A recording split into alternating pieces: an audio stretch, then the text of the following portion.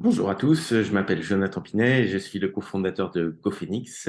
Chez GoPhoenix, nous aidons les individus à se reconvertir vers les métiers de la tech. Et aujourd'hui, j'ai le plaisir de recevoir Romain. Bonjour Romain, Bonjour. est-ce que tu peux te présenter et présenter ton parcours? Je m'appelle Romain de Villez, j'ai 29 ans. Au niveau de mon parcours, en fait, je n'étais pas destiné à faire ce métier au départ. Moi, depuis tout petit, j'avais un rêve, c'était de devenir pompier pro. Naturellement, vers l'âge de 11 ans, en fait, des écoles il y a des écoles de jeunes sapeurs-pompiers, en fait, où on apprend le métier. De mes 11 ans à mes 18 ans, j'ai suivi ça, donc on apprend les techniques d'intervention, tout ça. Et malheureusement, j'ai un problème de dos, ce qui fait que j'ai pas pu aller au bout de mon rêve. Du coup, à 18 ans, bah, je me suis fait refouler à la visite médicale. De là, vu que c'était mon envie, c'était de travailler avec les personnes, je me suis orienté vers le métier d'infirmier, mais pour ça, il fallait un bac. Du coup, j'ai repassé un bac que j'ai obtenu. Ensuite, j'ai travaillé à la Croix-Rouge pendant un an pour mettre de l'argent de côté pour financer mes études. J'ai fait une prépa d'infirmier, puis ensuite, j'ai intégré une école d'infirmier en Belgique pendant 2 années. Malheureusement, j'avais trop de douleurs au dos parce qu'il y a beaucoup de manutention, il y a beaucoup de marches ça me provoquait vraiment de grosses douleurs. Euh, de là, je me suis dit qu'il fallait que je trouve autre chose j'ai cherché un emploi pour subvenir à mes besoins. Du coup, j'avais regardé sur Internet les mots-clés qui ressortaient le plus et on cherchait des caristes. Du coup, j'ai passé mes permis de cariste. Donc, j'ai fait cariste pendant un an. Et pendant ces un an, en fait, j'ai commencé à faire des démarches pour être reconnu travailleur handicapé, ce qui permet de débloquer des statuts et d'avoir des aides euh, pour se reformer, en fait, tout simplement. Du coup, pendant ces un an, j'ai obtenu cette reconnaissance travailleur handicapé, on appelle ça RQTH. Et donc, j'ai été suivi par le Cap Emploi, un Cap Emploi, et donc par une conseillère. Et de là, j'ai trouvé une formation dans le numérique, parce que j'ai toujours eu cette appétence pour les nouvelles technologies et tout ça. J'ai fait mon PC chez moi, j'adorais les nouvelles technologies, je me renseignais dessus. Alors je me suis dit pourquoi pas travailler dans la tech. J'ai rencontré cette conseillère, on a regardé, on a trouvé une formation chez Webforce 3. La formation, c'est référent digital, ça s'est allé sur 6 mois, avec un stage de 2 semaines à la fin. En gros, c'est une formation où on est vraiment touche à tout, enfin on touche à tout. C'est-à-dire qu'on fait un peu de marketing, un peu de communication, de l'applicatif, on fait du développement front, du développement back, on fait des réseaux sociaux. Donc ça m'a permis d'un peu toucher à tous les métiers liés à la tech de là j'ai rencontré un développeur back-end. Excuse-moi, tu as parlé? Oui, c'est une sorte d'introduction aux divers univers aux divers métiers du C'est digital. c'est ça. Ouais, faut l'apprendre comme ça, cette formation. Dans le sens où on n'est pas spécialisé dans un métier, mais on touche vraiment à tout. Ça peut être aussi un poste à part entière dans une toute petite entreprise, une TPE ou des choses comme ça, euh, pour toucher à tout. De là, j'ai rencontré un développeur back-end et j'ai beaucoup aimé ce qu'il faisait. Du coup, j'ai commencé à coder chez moi le soir et le week-end. J'étais très motivé.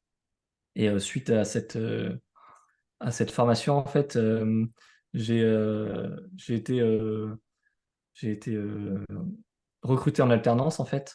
On est venu me chercher sur LinkedIn en fait le développeur que j'avais rencontré dans cette alternance, il connaissait celui qui était venu me chercher. Donc j'ai été recruté juste pour ma motivation parce qu'on va pas se mentir. Enfin, même si ça faisait 4 mois que je codais intensément, enfin on ne sait pas faire grand-chose au début. Du coup, j'étais recruté en alternance. On m'a greffé à un développeur back-end senior. Et de là, j'ai fait mes 2 ans d'alternance dans une startup qui s'appelait Rose Jobs. Et puis, après ces 2 ans, j'étais recruté en CDI dans la même startup. Et malheureusement, après un an de CDI, euh, on n'a pas réussi à lever des fonds. Et du coup, la startup a fermé, tout simplement. Du coup, licenciement économique. J'ai très vite retrouvé un emploi dans une autre startup qui s'appelle Daylin, qui est basée sur Lille, en tant que back-end ingénieur. Donc j'ai fait un an là-bas ça me plaisait plus à la fin, techniquement parlant. Je m'y retrouvais plus. Et, euh, et donc j'ai démissionné il y a un mois de ça. Et là, je suis actuellement en freelance. Et, j'ai démissionné parce que moi, mon moteur, c'est la motivation et je me sentais plus animé par ce que je faisais, Donc, voilà. Super. Est-ce que tu pourrais nous en dire un peu plus sur le rôle de back-end développeur? Qu'est-ce qui fait un bon back-end développeur? Je dirais avant tout la patience, parce que on blague souvent là-dessus, mais ça marche jamais du premier coup. Et quand ça marche du premier coup, on se demande si on n'a pas fait un truc mal. Donc il faut être très patient. Je dirais qu'il faut être persévérant, parce que forcément, il faut savoir creuser. Il faut avoir envie d'apprendre, parce que dans ces métiers-là, on fait que apprendre en fait. Donc si on n'apprend pas, on stagne. Et si on stagne, eh ben, on n'est plus dans la course. Il y a toujours des nouvelles technologies qui sortent, des nouvelles techniques. Et si on veut faire du travail de qualité, il faut lire, se renseigner. Donc en plus de sa journée de travail classique, je dirais qu'il y a beaucoup de veille à faire. Et puis il faut cette curiosité, il faut cette envie d'apprendre tout le temps. Donc, c'est pas un travail où on va se dire, OK, j'ai mes compétences, je les ai acquises pendant ma formation, et en fait, je ne veux pas faire plus.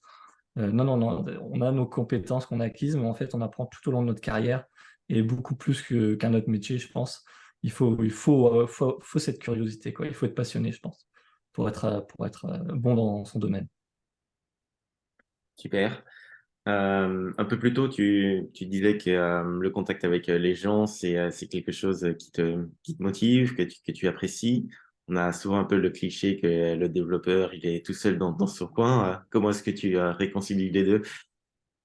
Bah, c'est vrai que on a un peu cette casquette de geek, un nerd qui reste chez lui et qui est un peu asocial.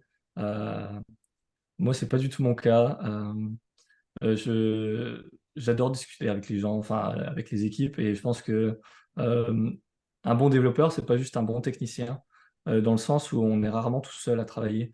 Et dans une équipe, si le mec est très bon et il fait très bien son travail et techniquement c'est un monstre, s'il s'entend pas avec les autres, bah, le projet avancera pas. Parce que justement, il travaillera en silo dans son coin et ça peut créer des tensions et des problèmes. Non, j'ai cette compétence de pouvoir discuter avec tout le monde et d'avoir une communication assez aisée. Donc, de ce côté-là, ça m'aide pas mal. Super. Et dans ce parcours, qu'est-ce qui a été le plus difficile à surmonter pour toi? Bah, je dirais que c'est mettre en pause sa vie personnelle, parce que on vend souvent les formations de développeurs et ces formations généralistes en mode bah, regardez, vous faites ça, et puis regardez les offres d'emploi, vous travaillez de chez vous, vous avez un beau salaire. C'est un peu le rêve en fait, mais c'est pas du tout le cas. Et faut vraiment en parler dans ce sens-là où bah, c'est pas ce qu'on vend sur le papier. Euh, Moi, pendant 2 ans, voire trois, j'ai mis en pause ma vie personnelle. J'ai moins vu mes amis, j'ai moins vu ma famille, parce que je travaillais beaucoup. En alternance, j'avais mes jours d'entreprise et mes jours de formation, mais je travaillais aussi le week-end et le soir en plus, parce que je voulais être bon dans ce que je faisais. Et le marché est ultra concurrentiel, surtout pour les juniors en ce moment. Tout le monde cherche, mais pas de juniors en fait. Ils veulent pas de juniors, ils veulent des confirmés ou des seniors. Donc, c'est pas donné à tout le monde, parce que, comme je le disais, il faut beaucoup travailler. Et si on n'a pas la disponibilité pour, je pense que c'est compliqué. Ça peut impacter sa vie de famille, ça peut impacter son cercle social. Donc, si les gens ils sont pas prêts à faire ce sacrifice pour pouvoir justement obtenir ce tremplin et ensuite transformer ce moment un peu pénible en opportunité, je pense qu'ils devraient se poser la question, est-ce que j'ai le temps de le faire? Est-ce que j'ai envie de le faire? Est-ce que je suis fait pour ça? Et je pense que en plus d'avoir le temps et de prendre le temps de se reformer, il faut être motivé dans le sens il faut aimer ce qu'on va faire en fait. Donc tester à un moment, et donc si vous appréciez ce que vous faites, alors là il faudra se donner à fond, mettre sa vie en parenthèse pendant un petit moment jusqu'à obtenir son premier poste. Et puis là, normalement, si vous êtes motivé, si vous aimez ce que vous faites, ça découlera de bonnes opportunités après, quoi. Je pense que le plus dur, c'est le début. Et une fois qu'on est lancé, ça devrait aller, quoi. Faut vraiment se dire qu'une reconversion, c'est on prend toutes ces compétences qu'on avait avant, ou 90%, et puis on les met un peu de côté, et on apprend un nouveau métier. Donc on connaît rien au début, donc c'est normal que ça prenne du temps, quoi. Ouais, tu me disais tout à l'heure, tu t'étais formé tout seul, je crois, en 4 mois, mais et c'est à partir de là que tu as trouvé une alternance. C'est Ah, ça, en fait, c'est via le réseau et via ma motivation qu'on m'a recruté, en fait. Parce qu'en 4 mois, concrètement, bah, j'ai développé tout seul sur Internet. Il y avait le formateur qui m'aidait. Donc, je faisais plein de petits projets. Je faisais plein de choses comme ça, mais ça valait rien, en fait. Sur le marché du travail, ça ne valait rien. Et c'est vraiment par la motivation qu'on dit, OK, on lui donne sa chance. Et ils ont bien fait et ils étaient très contents de moi. Il y a eu cette relation de confiance tout de suite. Donc, il faut vraiment se démarquer. Vu qu'on n'a pas les compétences au début, si on veut trouver une alternance, par exemple, il faut vraiment se démarquer par sa motivation, parce que ce n'est pas les compétences techniques qui vont faire que. Non, non, c'est un pari sur l'avenir qu'on joue sur vous. Il faut aussi comprendre les entreprises que, en fait, si elles vous prennent pendant 2 ans en alternance, bah, en fait, on va vous former pendant 2 ans. Et honnêtement, bah, vous ne serez pas, bah, vous serez pas productif avant un an et demi, quoi. Et encore.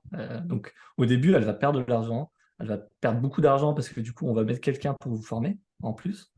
Donc le temps, bah, c'est de l'argent. Vous allez payer quelqu'un qui ne peut pas faire ce qu'il fait d'habitude, mais qui vous forme, bah, c'est un coût. Mais c'est un vrai pari sur l'avenir parce que du coup, bah, c'est cette entreprise qui vous forme.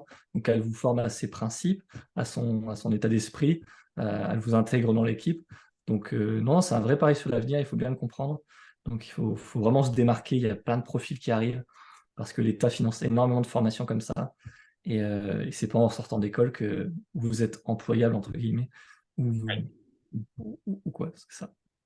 et donc, toi, au bout de ces 2 ans, tu te sentais opérationnel pour travailler comme développeur back-end. Et C'est de ça, fait, même un peu avant, hein, j'étais bien entouré, et vu que j'étais très motivé, je travaillais beaucoup, donc j'ai appris beaucoup pendant ces 2 ans. Mais oui, effectivement, après, j'apprends toujours, hein, j'ai énormément de choses à apprendre et j'apprendrai toujours. Donc, bah, par exemple, quand la startup Heroes, elle avait plus d'argent et que je me suis fait licencier pour des raisons économiques, j'avais le choix de partir en freelance ou de prendre un CDI, tout simplement. Et en fait, j'ai pas voulu partir en freelance parce que j'avais encore beaucoup à apprendre. Je voulais me faire mentorer, en fait. Donc, je voulais que quelqu'un m'aide, m'apprenne ce qu'il sait. Et je trouve ça important de ne pas juste penser à l'argent et de penser aussi à sa carrière derrière et aux compétences que les autres peuvent vous apporter, en fait. Je pense que le mentorat dans le métier est vraiment très important pour faire grandir les gens. super. Euh, Tout à l'heure, tu disais qu'on met un certain nombre de compétences passées de côté. Est-ce qu'il y en a quand même de tes expériences passées que tu retrouves aujourd'hui dans ton nouveau métier? C'est pas forcément des compétences propres au métier, je sais pas, d'infirmier ou etc. Mais vu le parcours un peu chaotique, je dirais bah, la persévérance, en fait. Il faut persévérer. Et en fait, quand on a envie de quelque chose, on crée les opportunités pour nous permettre d'avoir cette chance. Parce que souvent, les gens, ils ont dit, ah, t'as eu de la chance. Mais j'ai eu de la chance parce que j'ai fait les choses pour avoir cette chance. Et donc, plus vous creusez, plus vous avez de la chance de tomber sur un trésor. Donc, non, il faut vraiment être très persévérant. Euh, c'est surtout ça, une fois qu'on est lancé, il ne faut pas s'arrêter. Donc, la passion aussi, il faut se mettre à fond dans quelque chose, c'est une vraie compétence aussi. Et pas juste effleurer en mode ah, je fais ma reconversion, je fais mes heures et j'arrête. Non, non, mettez-vous à fond dedans et vous y arriverez. Super. Et une dernière question pour conclure.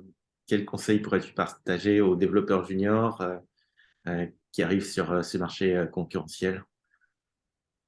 Euh, Formez-vous toujours et même si vous ne trouvez pas tout de suite, il faut continuer. Si c'est le métier que vous voulez faire, il faut continuer à faire des projets personnels.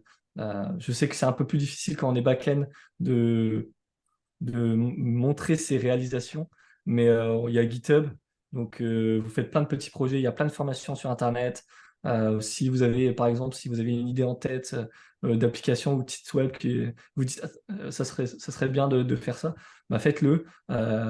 avec vos compétences techniques que vous avez là, vous serez forcé à chercher des choses que vous ne connaissez pas et en faisant plein de petits projets, les recruteurs, ils vont regarder votre GitHub et ils vont voir que bah, peut-être que techniquement, c'est pas ce qu'ils cherchent, mais ça fait 6 mois que vous avez arrêté de votre formation, mais vous n'avez pas chômé parce que pendant ces 6 mois, vous avez fait des commits tous les jours, il y a eu plein de petits projets ou un gros projet et vous apportez toujours la modification, vous remettez en question. Il faut montrer que vous avez fait de la veille, etc. Donc, et tout ou tard, ils trouveront s'ils sont motivés. Super, merci pour ces conseils, Romain. Bonne journée. Merci à toi. Bonne journée.